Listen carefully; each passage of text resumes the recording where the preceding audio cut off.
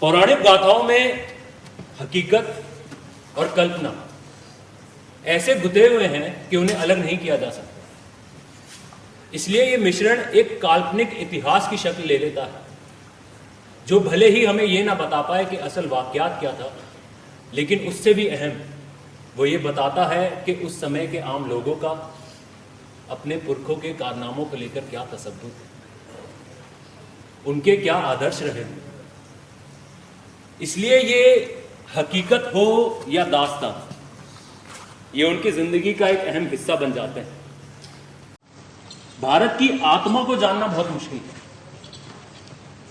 हिंदुस्तान एक नक्शे या ज्योग्राफिया को छोड़कर क्या है?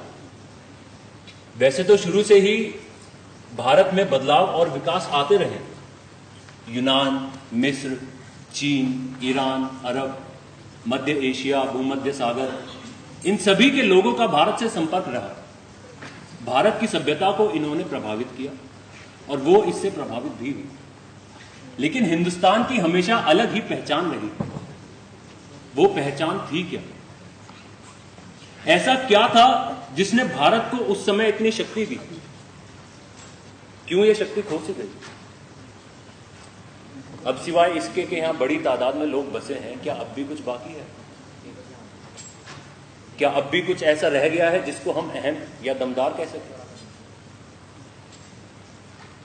मैं हिमालय में भी बहुत घूमा, जो हमारे पुराण और दंत कथाओं से जुड़ा हुआ, जिसने हमारे साहित्य और हमारे विचारों को प्रभावित किया है, उस पर गहरा असर डाला।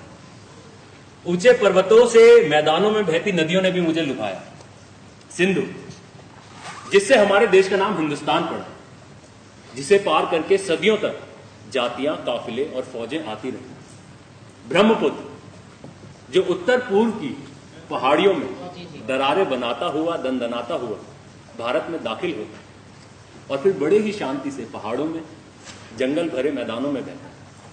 यमुना, जिससे हमारे रास, नृत्य और खेल की लीलाएं जुड़ी। और गंगा, भारत की अपनी नदी, जिसने आदिकाल से ही न जाने कितने करोड़ों लोगों को अपने तट की ओर खींचा है। दरअसल गंगा की कहानी स्रोत से सागर संगम तक हिंदुस्तान की सभ्यता और संस्कृति की कहानी है। ऐशो इशरत की, त्याग और संन्यास की, विकास और विनाश की, जिंदगी और मौत की कहानी है गंगा।